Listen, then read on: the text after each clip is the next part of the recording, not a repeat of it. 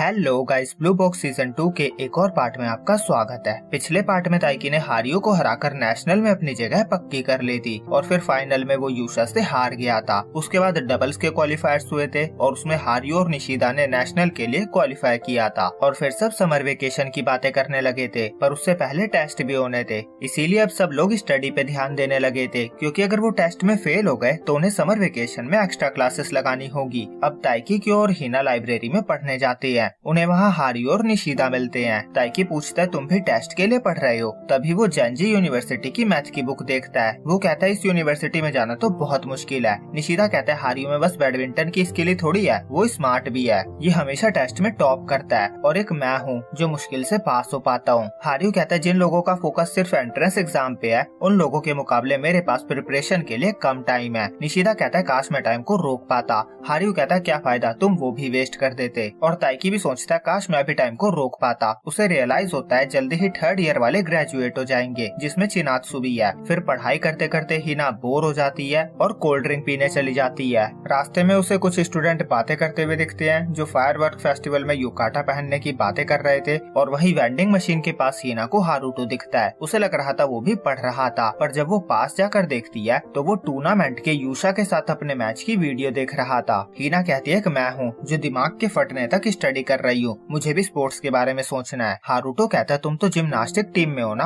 हिना कहती है मैं तुमसे अपने बारे में बहुत बुरा सुन चुकी हूँ, पर क्या इस टाइम तुम्हें स्टडी नहीं करनी चाहिए? हारुतो कहता है ये मेरी प्रायोरिटी है। फिर वो हिना को सीनियर कहकर बोलता है तुम फर्स्ट ईयर से जिम्नास्टिक्स कर रही हो ना, और तुम हमेशा से स्टार एथलीट हो। हिना कहती है क्योंकि मैं ग्रेट हिना हूँ और मैं फर्स्ट ईयर से पहले से ही प्रैक्टिस कर रही थी। हारुतो पूछता है मुझे तुम्हारे जैसा बनने के लिए क्या करना होगा? मेरे लास्ट टूर्नामेंट से मुझे बस रिग्रेट ही मिला है। मैं जीत कर वापस आना चाहता था पर मैं बुरी तरह हार कर आया हूँ। और पता है मैच के बाद उसने मुझसे क्या कहा? मैं सरप्राइज हूँ, तुमने इम्प्रूव किया है। हिना कहती है ये सुनकर तो मुझे भी गुस्सा आ जाता। उसके सरप्राइज का मतलब था वो सोच रहा था कि तुम बहुत बुरा खेलोगे। अगर मुझे कोई कहे कि वो मुझे एक्नॉलेज भी नहीं करता तो मैं उसका कॉलर पकड़ के उसके सामने खड़ी रहूंगी और जब तक नहीं हटूंगी जब तक वो मुझे एक्नॉलेज नहीं करता। पर सच कहूँ तो 1 साल का गैप बहुत ज्यादा होता है। मैं अपनी बात करूँ तो मैंने सभी लोगों से पहले स्टार्ट किया था और मैं इसे बहुत टाइम से कर रही हूँ, जो कि एक बहुत बड़ा फैक्टर है। भले ही तुमने 1 साल प्रैक्टिस की हो पर तुम्हारे अपोनेंट ने तुमसे भी ज्यादा साल प्रैक्टिस की है।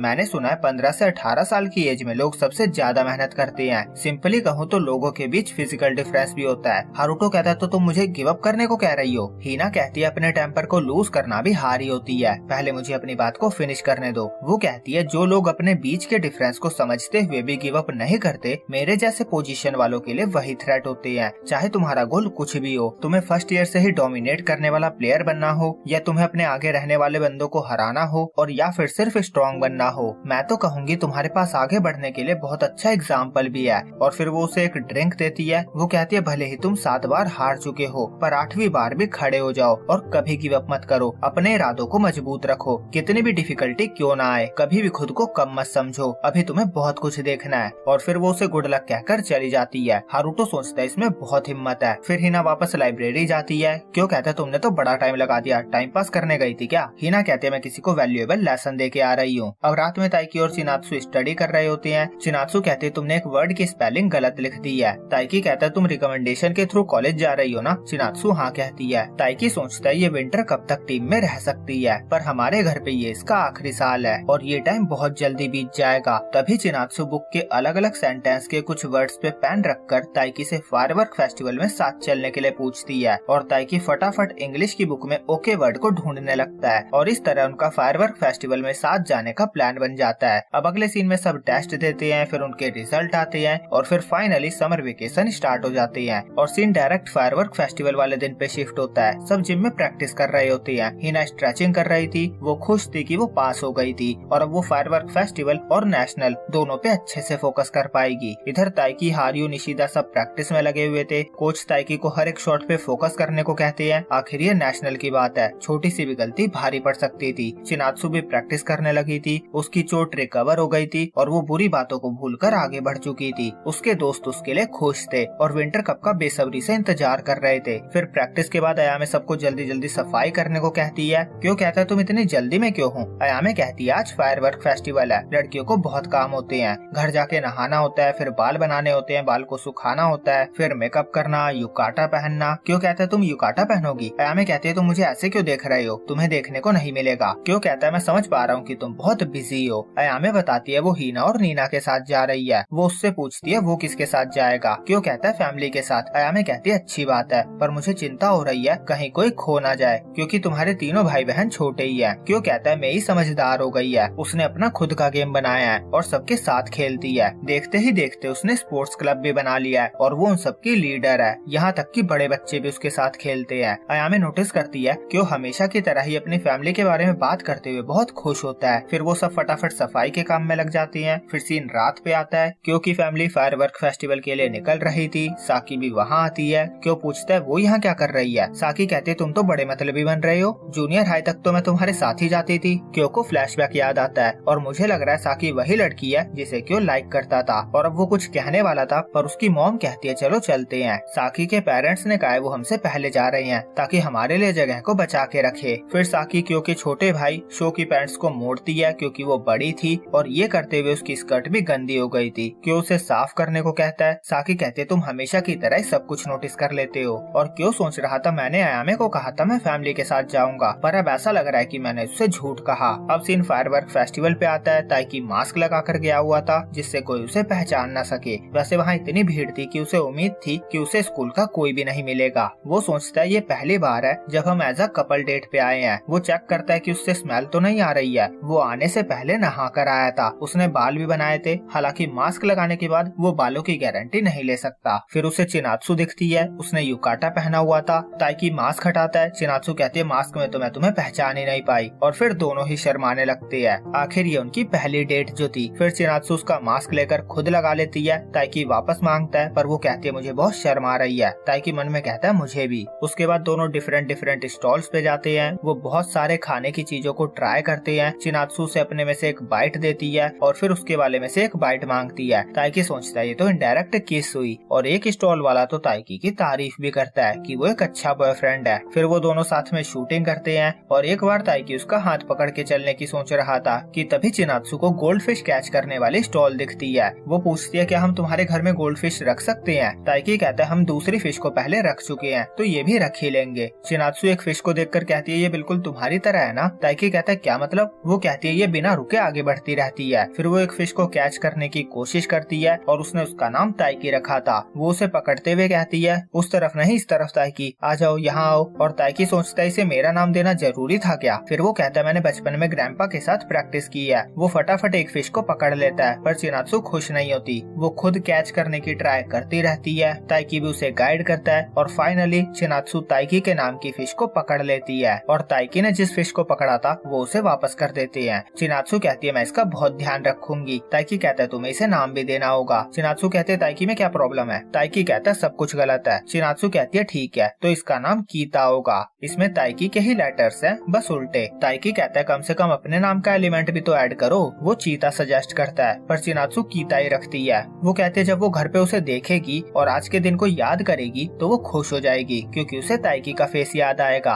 और इसमें वो खुद को इंक्लूड नहीं करना चाहती, वो बस उसे और उसकी स्माइल को याद रखना चाहती है। ये सुनकर ताइकी शर्माने लगता है, इसीलिए वो मास्क लगा लेता है। वो मन में कहता है ये स्ट्रेट फॉरवर्ड कैसे बोल सकती है, क्या इसे शर्म नहीं आ रही है और या फिर आ रही है, पर फिर भी ये मुझे बोल रही है। फिर चिनात्सु जिस साइड जा रही थी उसी साइड ताइकी को निशिदा और कुछ और थर्ड ईयर वाले दिखते हैं, इसीलिए वो दूसरी तरफ चलने को कहता है। उसके बाद चिनात्सु वॉशरूम जाती है और ताइकी साइड में जाकर उसका वेट कर रहा था। वो सोच रहा था बच गया, मुझे ध्यान रखना होगा कि कोई हमें देख ना ले। अगर मैं चिनात्सु के पर्सपेक्टिव से सोचूं तो वो मुझे डेट कर रही है और मेरे घर में भी रहती है, हम एक दूसरे को पसंद करते हैं, पर ये पेरेंट्स को बताना बहुत मुश्किल है। हम ऐसे सिचुएशन में हैं कि हम अपने अलावा किसी से बात नहीं कर सकते। शायद मैं जैसा फील करता हूँ वो वैसा नहीं करती, उसे किसी बात का गिल्ट है, मैं उसकी फीलिंग्स को प्रायोरिटी देना चाहता हूँ। तभी अकारी उसके सामने आ जाती है। ताइकी पूछता है वो अकेली आई है क्या। अकारी बताती है वो दोस्तों के साथ आई है। वो ताइकी से भी सेम क्वेश्चन पूछती है पर उसे हेसिटेट करता हुआ देखकर वो दूसरा क्वेश्चन पूछती है। वो पूछती है क्या उसने फायरवर्क देखने के लिए अच्छी जगह ढूंढ ली है। वो कहती है मुझे पता है तुम यहाँ किसी सीक्रेट पर्सन के साथ आए हो, चिंता मत करो मैं सबको तुमसे दूर रखूंगी। तुम्हें तो पता ही है रोमांस वाली बात का रूमर कितनी जल्दी बन जाता है। वो कहती है अगर तुम उसे प्रोटेक्ट करना चाहते हो तो तुम्हें उससे दूर रहना चाहिए। फिर वो सॉरी कहती है क्योंकि शायद उसने थोड़ा ज्यादा बोल दिया था